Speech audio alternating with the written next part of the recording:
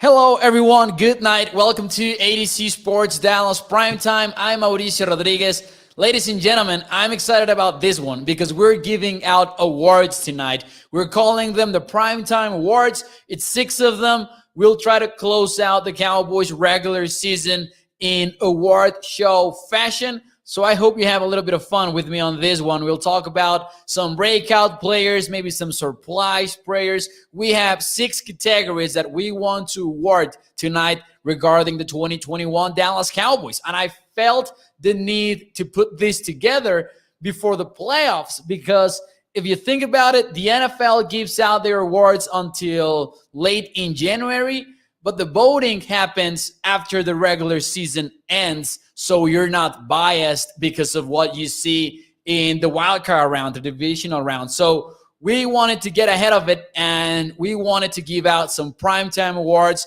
Cowboys related only. So I've got it ready for you. You, of course, will be able to give your thoughts as well in the YouTube chat, in the Facebook chat. So I am really, really excited about this one. What is up, burner account? Opening us up with some trolling, saying we should bring back Garrett. He never got a fair shot. What is up, Burl Killer, saying I've been in love with the Dallas Cowboys for 55 years. And sometimes it could be a little bit of a toxic relationship. Hopefully, the Cowboys make it different this year. What is up, Charlene Evans, Chuck over at Facebook, Adam, J Mart Fishing, Stevie Mac, Tommy. Thank you guys for being here. Stevie Mac reminding people to hit the like button and, of course, share the show if you're watching on Facebook, YouTube, or Twitter. Let your friends know about ADC Sports Dallas Primetime. Also, shout out to Lean over at Facebook, Peter Rizzo, Joe Wilson, who is ready to fire McCarthy, apparently. I wouldn't. I definitely wouldn't, man. I think that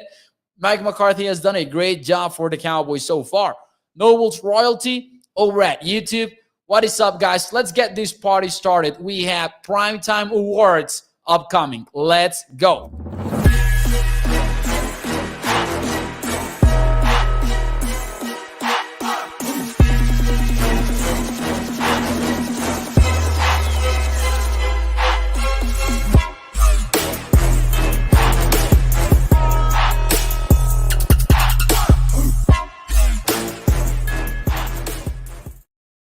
What is up, everyone? Welcome to ADC Sports Dallas Primetime. I'm Mauricio Rodríguez, streaming with you live every Sunday through Thursday night, 8 p.m. Central, here on Dallas On Demand Sports Talk Network, with a lot more content coming your way throughout the entire postseason.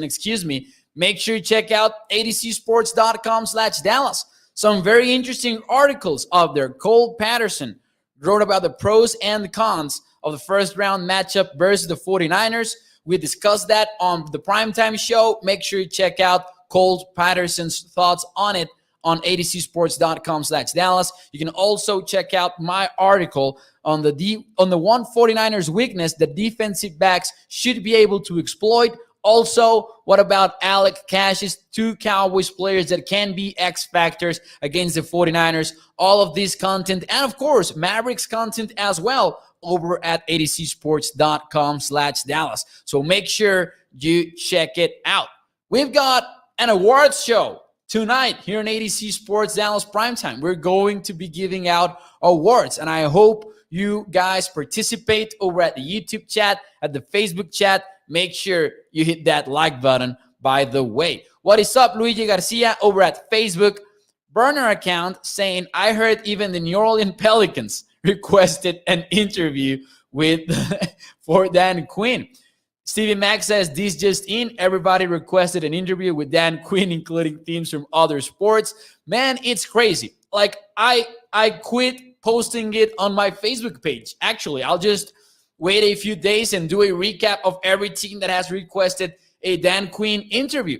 It's crazy. And I've seen some people over in social media, including on Twitter, that have said, and I quoted one of these tweets, by the way, people are like acting a little bit disappointed, maybe at some Cowboys content creators, because we're discussing Dan Quinn being requested for interviews. And I don't fully understand that approach. Like, being mad about it is not going to change the fact that Dan Quinn is being requested for interviews. And the fact that he declined to be interviewed by the Jaguars in that final 2-week regular season period does not mean that he will not be taking more interviews. And as Burner account is saying too, good job for him. Good for him. I hope he lands another job, says Burner account. Dude is a class act, definitely. And it will hurt for us because you would like to see some continuity on the defense. And the fact that he's being interviewed in as many places doesn't necessarily mean that he is actually going to leave. But we should be discussing it, definitely. And Cowboys content creators should be talking about it. At the end of the day, it's big news for the Dallas Cowboys organization. Hopefully the Cowboys are able, one way or another, to kind of, make it work and maybe keep them on board, both Quinn and Kellen Moore. Stevie Mack says, wait until you see the chat room in the morning, Mauricio. We've been absolutely hammered with 49ers fans. It's super annoying because they're all so lame, says Stevie Mack. Well, I will watch it first row tomorrow morning because, by the way, I will be joining Sky's morning show tomorrow morning. So make sure you tune in. I'm excited about it. We're doing a little bit of a ADC Sports multiverse thing. Sky will be joining Primetime the week after this one, hopefully to discuss the Cowboys divisional round opponent and hopefully not to discuss a Cowboys loss. Hopefully that is not the case, but make sure to tune in to ADC Sports, ADC Live tomorrow morning with Sky. I will be on with my man Sky Walker Steele. I'm excited about that as well. So how about we get this started, guys? I have 6 awards to give out.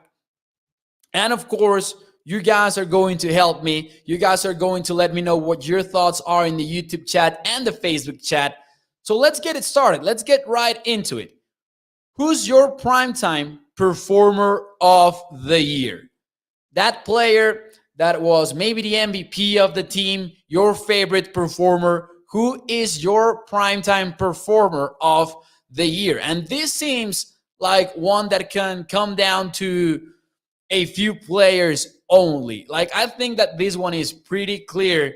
Maybe between 2 guys, and maybe the 2 guys that you might be thinking from the defensive side of the ball. And I think this is a huge surprise for the Cowboys, maybe, because if you think about it, if they had asked you, who do you think the MVP of the team is going to be in 2021, how many of us would have hesitated to answer Dak Prescott? Maybe we all would have voted for Dak. But the thing is, and I see Noah Brown there in the answers. I see Michael Parsons in a lot of answers. Also, D-Law being brought up by Nobles. Interesting answer, definitely. So, the primetime performer of the year, and the winner is definitely linebacker / defensive end Micah Parsons. I think this one was so you could have called it from a mile away. It is Micah Parsons, and I don't think it is particularly close. The other one that you might have include is Trevon Diggs, and Joel Wilson is also bringing up Aiden Diggs. Hey, listen, I wouldn't have minded if we have given the award to Aiden. He's so great as well. Charlene is saying Micah Valuable Parsons, MVP. And I agree with Mark. It's not even close. He took the team to another level. I even thought about making making up a rule in which we couldn't say Micah Parsons because these felt so clear to all of us. Beryl Keeler is saying the Ravenous Lion, Carnivore of the Year. Definitely primetime performer of the year had to go to none other than Micah Parsons. The guy is insane. He came into this team with the expectations of becoming the top linebacker for the team, and he ended up becoming the top linebacker and even the top pass rusher for the Cowboys in 2021. Maybe down the road that title doesn't belong to him. Maybe things go back to normal and DeMarcus Lawrence ends up being your number 1 edge rusher. But in terms of efficiency, it was Micah Parsons all year long. Which brings us to our next award. Who is your breakout player of the year?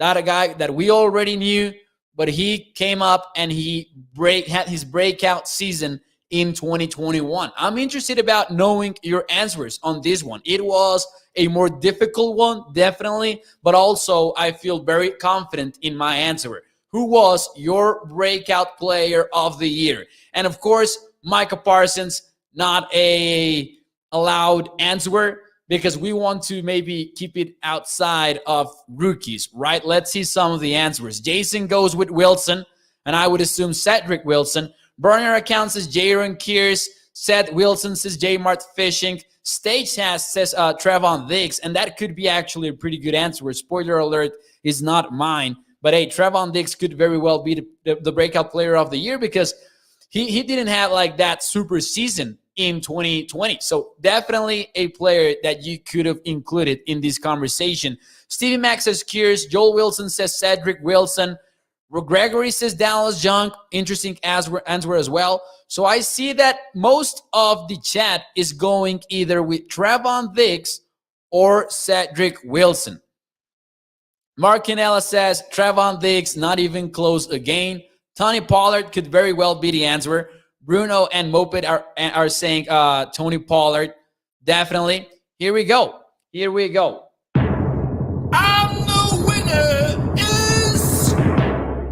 I gave it to Cedric Wilson. My breakout player of the year is Cedric Wilson. I think that definitely Trevon Diggs had the better season, but I went with Wilson because I think he's more of a breakout player. Like maybe the expectations, he definitely exceeded the expectations, Trevon Diggs, but they were higher for me for number 7 than they were for number 1. So I gave it to Cedric Wilson. He's my breakout player of the year. I think that definitely Trevon Diggs deserves a lot of votes too. But to me, it came down to who not necessarily surprised me the most, but I had lower expectations for Cedric Wilson, which is what ended up swaying me to the side of Cedric. And Slayer, what is up? Thank you for being here. I appreciate that you enjoy the content. And he says, sad bro. Hands down, Trevon Diggs. That was a close one. Tommy says, we knew that Diggs was going to break out, maybe not the way that he did, but we knew he was going to be good. And I agree with that. That is the main reason why I didn't vote for Trevon Diggs on this one. And I love how I say vote, even though like I determined the winners by myself when I was doing the graphics and everything. Next award for the Dallas Cowboys. Tommy says, I am 2 for 2. The next one should bring up some very interesting answers, I believe. Who is your overlooked player of the year? The one guy that you feel, how are we not talking about insert player's name here enough? How are we not talking about him day in and day out? He's had a great season, yet no one is noticing him. It seems like only me, only when I'm watching the Cowboys on Sunday. Who is that overlooked player of the year for you? Louis goes with Greg the Leg. Hey, could it be Greg the Leg because of the maybe long field goals? I don't know. Interesting answer from our friend from ADC Sports Nashville. Stevie Mack goes with our punter because punters are people too. Stevie Mack goes with Brian Anger. Chuck goes with Kears. Alfonso says just Kears. Burner account says Greg the Leg, the kicker. Gallimore. Gallimore is a good answer, I believe. DeMarcus Lawrence, Cedric, Terrence Steele. Burner account is saying Jake McQuaid. I was about to include a jokingly award that was going to be named the LP Laddiser Award, and it was going to go to Jake McQuaid, but I definitely forgot about it. So that should be. We will do it next year. Here we go. Overlooked player of the year. Here we go. The winner is special teamer CJ Goodwin. That is my answer. Guys, let me tell you something. Goodwin had maybe his best season in his career. We knew he was such a good special teamer for the Cowboys. We knew that he had to be on this team. We knew that the Cowboys had to re-sign him in the offseason.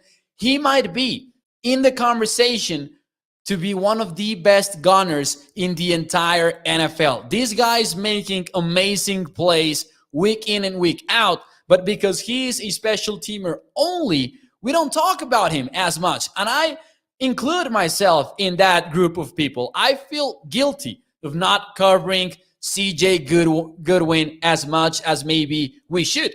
Of course, he's a special teamer, and that is maybe justified, but I had to give this one to CJ Goodwin. And not going to lie, CJ actually one of the inspirations for this episode, because I was watching the replay for the Cowboys-Eagles game, and he had another great play, and I was like, man, why are we not covering CJ as much as we should? Tom Downey says, Tom Downey's burner account says Goodwin is a very good gunner. J Mart says that's fair. Should have been in the Pro Bowl, maybe, says Chuck. Hey, I agree with that. I believe that maybe it has to do with the fact that most special teamers that go to the Pro Bowl maybe are players that are known more to the general public. I don't know. I would love to see him in the Pro Bowl. I would consider him a snub. But this even builds up to my point. Like, I didn't bring him up when we were discussing Pro Bowl snubs. I didn't bring him up, to be honest with you. And so I feel guilty. Here it goes. I made it right with an award for our man, CJ Goodwin. Slayer says, AB has more interceptions than CJ Mauricio. Oh, definitely. CJ doesn't play defense, right? He is more of a special teamer. Jay Cena reminding people to hit the like button with an expletive there. I appreciate it. Alfonso says, yeah, you got it. He's overlooked, but always the first downfield. That is exactly right. This brings us to our surprise player of the year. And this is different, I believe, from Breakout. Because Breakout, you have that guy who maybe was able to have a better season than usual. But that guy that you didn't expect to be as big of an impact in the team. Who's your surprise player of the year? This one might be unanimous, I believe. This one might be unanimous. So I will just come out and say it, right? Because I feel like we're not going to get any other vote for this one. The surprise player of the year for the Dallas Cowboys is Jaron Kears. Man, I didn't expect him to make the roster, to be honest with you. Jaron Kears, safety / linebacker. The guy is wearing the green dotted helmet. He's calling the signals. He's being a captain for this Cowboys team. He is not on the roster because of special teams. He is on the roster because he's a defensive starter. And he does a little bit of everything, covering tight ends, man-to-man coverage. One of the most important players in the Cowboys' run defense. That Eagles game reminded us that Micah Parsons was not on that field, but also the other clear absence was number 27, Jaron Kears. I didn't expect him to make the roster. When I sat down here with you guys in the show in the preseason, I was like, I don't know if Kears makes it. And then I started second guessing myself because I said maybe special teams is the reason why Jaron Kears ends up in the team. One season later, and the guy is one of the most important defenders in the entire Dallas Cowboys roster. Definitely. Kears, he turned into a defensive leader, says Mark. Tim Hall also said Anthony Brown. I agree with that, says Sean. Let's see. Who else? Clement, Sean Zimmerman, LOL. He has played good, to be honest. Kears, Jason goes with Kears. Beryl went with Kears as well. Randall said Parsons. And I will tell you what. Parsons is definitely a justifiable answer here. Because make no mistake about it, even if you expected Micah Parsons to be an elite linebacker for the Dallas Cowboys right out the gate, he surprised us because we didn't know that he was going to be a pass rusher for the Cowboys when they asked him to. We thought back in week 3, it wasn't week 3, it was week 2. We thought that it was just a temporary change while DeMarcus Lawrence came back from injury. Let Micah Parsons rush the passer and then just get him back to linebacker. It's actually quite funny to think about how we thought about that position change for Micah back in week 2. Do you guys remember the discussions? Hey, should Micah be rushing the passer full time? Should he go back to linebacker?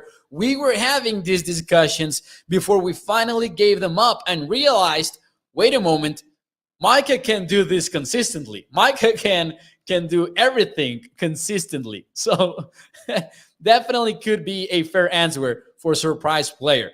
What is up, Gilbert? Thank you for your comment on the show. I appreciate it. I love that you think that it's an amazing job. Let's see. One thing though, Zeke is not the same back anymore. Pollard is more explosive and has better vision. Zeke can't find the creases. He runs straight into a wall. A big discussion that I really think that we should be seeing more Tony Pollard snaps, but I also think that Zeke hasn't been as bad as maybe a lot of people would say. I don't know. Maybe we'll save that discussion for one of these nights. Best new moderator host, Mauricio, ADC Sports Dallas Talk. Hey, Burl, I appreciate it. Thanks for your comment. Thanks for your donation. And thanks for the improvised award. Hey, I would like to thank my family. I would like to thank my dog, who's always over there behind the scenes, being the producer for ADC Sports Dallas Primetime while being lazy on the couch. You know, I want to thank him. Thank you to Barrel Killer. Thank you for your donation. Thank you. Let's see. I actually like Jarwin better than Dalton Schultz, says Bruno. Anyways, that's actually an interesting comment. I don't know. It's going to be a fun discussion in the offseason because Jarwin is under contract. Anyways, next award. This is the second to last, and maybe if you guys want to bring up more categories and we have the time, maybe we could fit them in. Who is? I love this one. Who's your wish we had seen more player of the year? Who is your wish we had seen more player of the year? Maybe it can be a player that we didn't see enough of in terms of snap counts because of injury. Maybe it can be a player that didn't live up to your expectations. Who is your wish we had seen more player of the year? This should get interesting. JCina says, I like this award show. Thank you. Tomorrow night, we'll be back to Cowboys 49ers coverage. Don't worry. This is just a parenthesis along the way. Noel says D-Law. Burner account goes with Michael Gallup. Chuck says Pollard. Fair answer, definitely. Zach goes with Boss Man Fat. Calvin Joseph. Charlene Evans goes with Jabril Cox. Man, I can't believe that Jabril Cox got injured so soon. Coop, Jabril Cox, Jabril here. Malik Turner is a creative answer. I appreciate that. Chuck says Steele. He's better than Collins. You guys know how I feel about that. Isi Mukwamu, Dallas Young with a good one. Hey, maybe you guys don't love my answer, but here we go. And the winner is Blake Jarwin. I wish we had seen more from Blake Jarwin because coming into the season, we were kind of slowly realizing that there wasn't even a conversation going on at tight end. It was very clear that Dalton Schultz was tight end one. But I wanted to see more from Blake Jarwin because I wanted to know what is next for the Cowboys at tight end, which is why I found funny that someone just mentioned that, hey, Blake Jarwin. But here's the thing. Dalton Schultz is on a contract year. Blake Jarwin still has a contract after 2021. And I kind of was hoping that Jarwin had a great season because I kind of was hoping that we got some clarity at tight end for the future. And I also love Blake Jarwin. I think that he's a pretty good tight end. I think that Dalton Schultz was maybe even a candidate for surprise player of the year.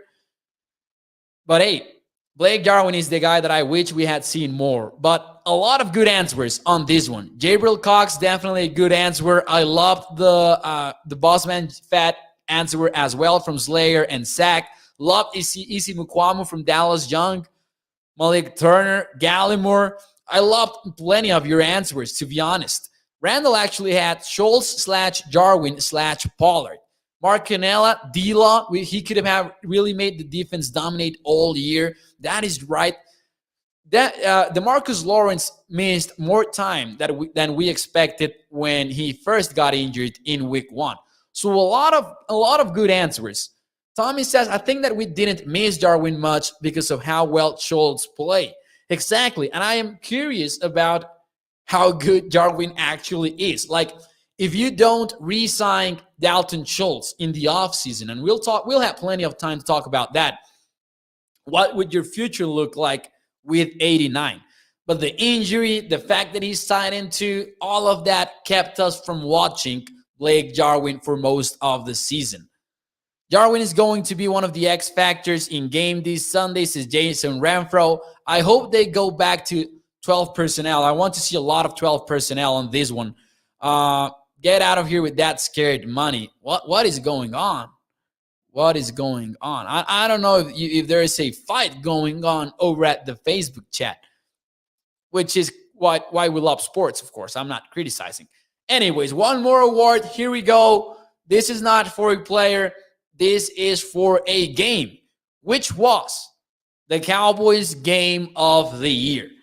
And I will allow myself to give out some candidates for this one because it is a difficult one, I believe. So I will go from September to December. What is the Cowboys game of the year in 2021? Week 1, the game versus the Tampa Bay Bucks. Great kickoff. I know it was a loss for the Cowboys, but Dak Prescott versus Tom Brady, just a great, great game. After that, I believe that the next worthy candidate would be Week 6 versus the Patriots. Chris Gons actually brought it up over at the YouTube chat. Tommy also was saying Patriots. I think definitely a candidate. Overtime, great moment. CeeDee Lamb, walk-off touchdown, great game. This one is a wild card candidate, maybe. But I will nominate the Minnesota Vikings game. No Dak Prescott. I really thought that the Cowboys didn't have a chance at winning that game versus versus Kirk Cousins and Mike Zimmer. I actually picked the Vikings on that game here on ADC Sports Dallas Primetime. I said, if Dak doesn't go, give me the Vikings. I will take the Vikings. And then Cooper Rush and the wishbone inverted formation. All of that was fun to watch. Let's see, what else? Which else could be the game of the year? You also could put the Raiders game up there, even though the flags kind of ruined it. But that was another overtime game, so maybe a candidate as well. I see your comments. So the Broncos game won't be the burner account is asking for the Broncos game. Please no. Jay says versus the Chargers could very well be another candidate. New England, Patriots. Let's see. The opener versus the Bucks, says Randall. Joey Vela says the undefeated Carolina game, Week 4. Stevie Mack goes with Patriots or Chargers. Noble says Patriots. That was the game. Mark says, prove that they can beat anyone and anywhere. Let's go. I will share with you my winner. For me, it was between the Cowboys game versus the Buccaneers or the Cowboys game versus the Patriots. To me, it came down to those two teams. Here we go. And the winner is... I'm sorry. It's a Cowboys loss, but I don't care. To me, it was that Week 1 game versus the Tampa Bay Bucks. The Cowboys lost it. Shout out to Greg Sorline. That was just a random shout out. I'm sorry about it. But Week 1 game, it was a loss. But I find this funny. Mark Canella just said over at the YouTube chat, let me see if I can find that comment again. He said the Patriots game because that proved that they can beat anyone and anywhere. It might sound ironic because the Cowboys lost it, but to me, that Buccaneers game proved that they can beat anyone and anywhere. And it was actually so fun to see Dak Prescott and Tom Brady go at it because it was like the culmination of a crazy offseason. You know, do you remember the fact that in March of last year, we were still discussing Dak Prescott's contract and the fact that he wasn't even signed? And throughout all of the preseason, we were hyping up this offense. CeeDee Lamb, Amari Cooper, Michael Gallup. This should be one of the best offenses in the NFL. versus the Bucs, it came to fruition. And we knew right away that this was a contender in the NFC. They had the offensive slump, of course. They're still going through it. We hope that they're able to break it. But to me, that is the reason why the game of the year was Cowboys versus the Buccaneers. That was so good of a game, says Joey. I still say that we won, but Brady did what Brady does best, though. And that pass interference, like even that controversy, made it even more interesting. Happy says we were supposed to beat the Tampa Bay Bucks, and I agree with that. Tommy says it can't be a game we lost, Mo. Don't pick the scraps off out wounds. I'm sorry, but it might sound sad, but that game, the Broncos game in 2013, they're still great games. Randall says Prescott outperformed Brady, and if he didn't outperform him, maybe he was so close to doing so. Burner account is saying, does Prescott still win comeback player of the year? Burrow might have a case, Mo. To me, it comes down to how you define comeback player of the year. Because I think that maybe Joe Burrow had the better season between the two in terms of stats. If you take a look at EPA per play for the quarterbacks, Joe Burrow, I believe, ranks higher than Dak in many of the stats. And one stat that I love for Joe Burrow is the fact that he's one of the most aggressive quarterbacks in the league, like percentage of throws that are considered aggressive by next-gen stats. And he still is one of the leaders in completion percentage over expectations. And actually, of completion percentage in general, I think that he ended the season at 70%, something like that. So maybe he has a better stats. But comeback player of the year, to me, you should maybe have a previous season. You know what I mean? Like Joe Burrow was injured in his rookie year. I don't know if he was coming back from an NFL season. That is why I doubt it. That is why I would still vote for Dak Prescott, but I would not hate it if Joe Burrow ends up winning that award. And Tommy says, whoever gets the furthest in the playoff wins, LOL. And even though that would be funny, and I'm here for it, remember that the voting for the awards is closed at the end of the regular season. So the postseason doesn't even factor in. So, hey, fun awards show. I will let you know that I enjoyed this one a lot, this awards show. Just one more topic very quickly. Jerry Jones talked about Greg Sarline on the radio today on 105.3 The Fan, and he brought something up that was quite interesting. He was asked if Sarline's struggles impacted the Cowboys' game plan at all, and Jerry actually said that absolutely it did.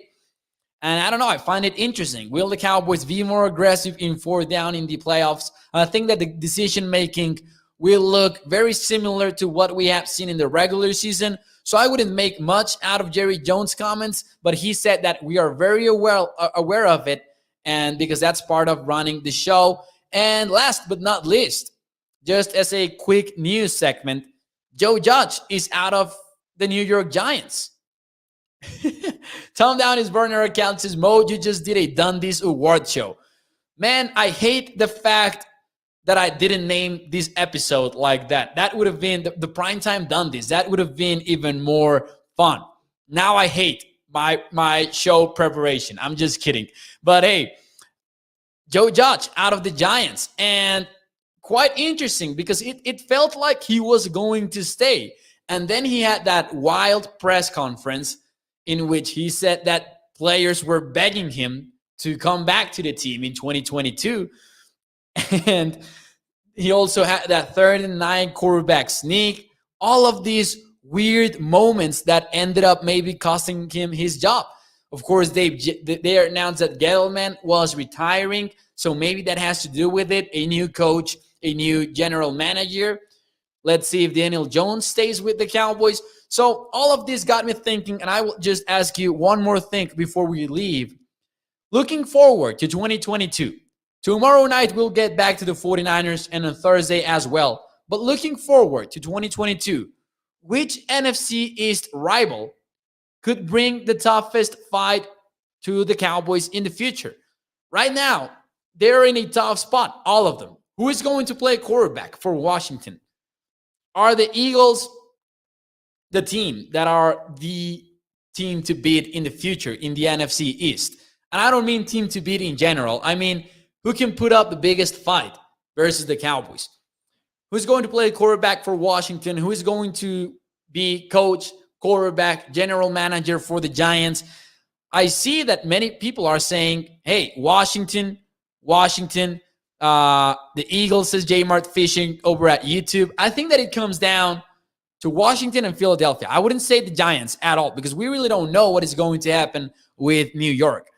But I think that it comes down to Washington or Philadelphia, and it all depends maybe on how you feel about Jalen Hurts. Tommy says 3 first-round picks and a lot of cap space next year. The Eagles.